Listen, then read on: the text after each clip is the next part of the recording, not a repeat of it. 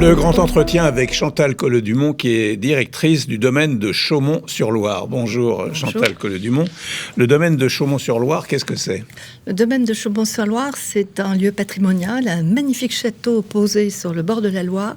C'est le siège du Festival international des jardins qui existe depuis 1992 et c'est aussi un lieu d'art contemporain sur la thématique de la nature. C'est la singularité de ce lieu magique ? Il est rare, en effet, de voir associer le patrimoine, l'art contemporain et les jardins. C'est ce qui fait la force de ce domaine de 35 hectares qu'on doit visiter en 2 jours, en fait. Ah oui, quelle est l'histoire de ce lieu, l'histoire ? Alors, c'est un lieu qui a été un château qui a été fondé en l'an 1000, qui a disparu dans un incendie important, qui a été reconstruit par la famille d'Amboise et qui était propriété de Catherine de Médicis, puis de Diane de Poitiers, qui était sa rivale, mais Catherine de Médicis, en italienne élégante, a confié ce château en récupérant Chenonceau à sa rivale. Il y a eu des personnages importants, je vais aller vite. On a eu Germaine de Staël qui a passé 6 mois à Chaumont-sur-Loire avec toute sa cour au début du 19e siècle. Et puis la dernière propriétaire, qui était héritière des Sucresets, la princesse de Broglie, l'a acheté en 1875 et a fait avec son époux de Chaumont-sur-Loire l'épicentre de la Belle Époque. Ce petit château magnifique a reçu des rois, des reines et des maharajas. Et donc nous, on continue dans la fantaisie, le goût de la fête et de l'exigence. Aujourd'hui, le château appartient à la région. La région Centre-Val de Loire. Quel est votre parcours professionnel qui vous a conduit là ? Alors j'ai un parcours un peu particulier puisque je suis littéraire, j'aurais dû être universitaire et puis j'ai longtemps travaillé à l'étranger. J'ai eu la chance d'être conseiller culturel à Bucarest, à Rome et à Berlin. Mon dernier poste avant Chaumont, c'était Berlin. Donc j'avais toute l'Allemagne comme territoire et je suis arrivée dans ce petit village de 1100 habitants où j'ai pris racine puisque je devais y rester 5 ans et je suis là depuis fin 2007. Quelle est la mission principale ? La mission principale, puisque c'est un lieu public, c'est de partager l'art et la culture avec le grand public et avec tous les publics. Et mon grand bonheur, c'est de voir une très grande diversité de publics. C'est-à-dire, comme on est un lieu d'art contemporain, on a les galeristes, les artistes, les gens très exigeants qu'on trouve dans les foires d'art ou à la Biennale de Venise. Et puis, on a les gens qui viennent voir des jardins, qui font de la bicyclette dans le cadre de la Loire à vélo. On a cette image idéale que j'ai de ce que devrait être la France, de ce mélange des publics qui coexistent sans s'exclure. Qu'avez-vous apporté, votre touche personnelle ? J'ai beaucoup développé puisqu'on est passé, avec une équipe, on n'est jamais seul, on est passé de 20 hectares à 35 hectares. On est passé de 200 000 visiteurs à plus de 500 000. Et j'essaie, tout en cultivant le beau, l'exigence, de travailler aussi sur les thématiques écologiques. C'est-à-dire, depuis mon arrivée, ça fait un certain temps maintenant, on n'a aucun pesticide. On est vraiment un lieu qui essaie et qui réussit, je crois, d'être particulièrement exigeant et vertueux sur le plan de la protection de l'environnement. Comment avez-vous fait pour devenir un lieu incontournable dans le domaine de l'art contemporain ? C'était pas évident. Non, ça n'était pas évident. Au départ, on se demandait pourquoi dans ce joli village de 1100 habitants, on allait faire venir des artistes contemporains. Et on a vraiment les plus grandes signatures maintenant. On a Cunelli, Sarkis, Orozco. On a une grotte extraordinaire qui était faite par Michel Barcelo. On a une grotte d'Eva Jospin. On a chaque printemps 15 nouveaux artistes sur des commandes qui sont passées à des artistes. Et puis, on a désormais une collection d'art contemporain d'une 40aine d'artistes. Donc, petit à petit, le chemin a été pris de Chaumont-sur-Loire et cette diversité des sensations qu'on peut avoir face à l'art, face au parc, face au jardin, c'est, je crois, ce qui fait le succès de Chaumont. Et tout mon travail est de faire venir des gens une première fois. Et je sais que si quelqu'un vient une fois, il revient tous les ans, parce que ça change tout le temps.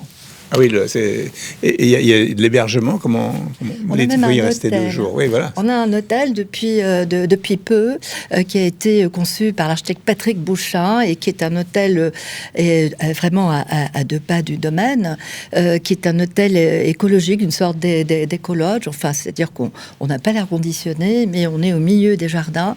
On a une très bonne cuisine. Enfin, il faut vraiment ces 2 jours pour vivre cette expérience immersive que nous préparons pour nos visiteurs. Alors, ce qu'on peut découvrir, dans ce que j'ai compris, donc c'est des jardins extraordinaires, pour reprendre la chanson de Charles Trenet, et puis et aussi de l'art contemporain avec du renouvellement régulier. Oui, parce qu'il y a des œuvres d'art qui sont là définitivement. En permanence. On a 40 œuvres permanentes dans les parcs, dans le château, dans la cour de la ferme. Pour ce qui est des jardins, c'est le siège du Festival international des jardins.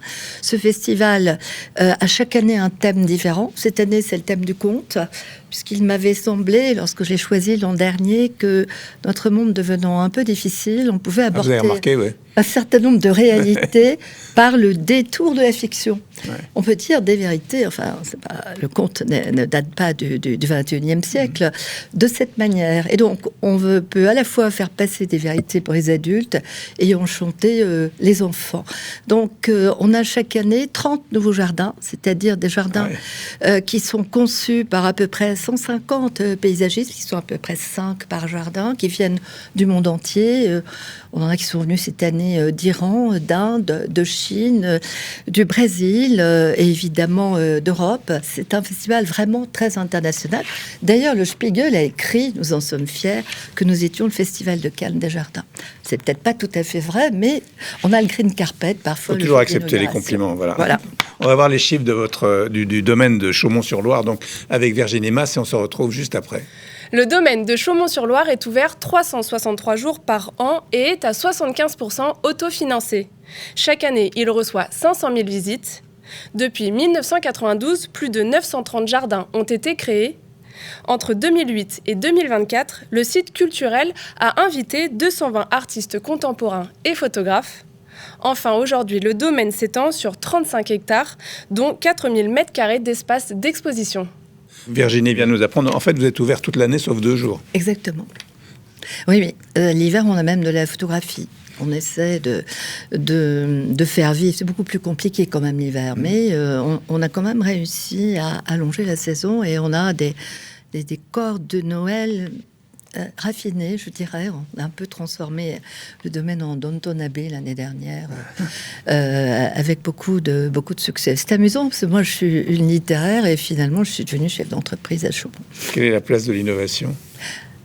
La place de l'innovation est très importante puisque nous sommes un laboratoire des tendances du jardin, avec chaque année de nouveaux végétaux, de nouveaux scénarios, scénographies, de nouvelles scénographies, de nouvelles matières aussi. Au fond, ces jardins sont faits par des paysagistes et des architectes et des designers, parce que les équipes sont pluridisciplinaires, qui sont assez jeunes. C'est un concours anonyme, donc ils sont souvent entre 25 et 35 ans.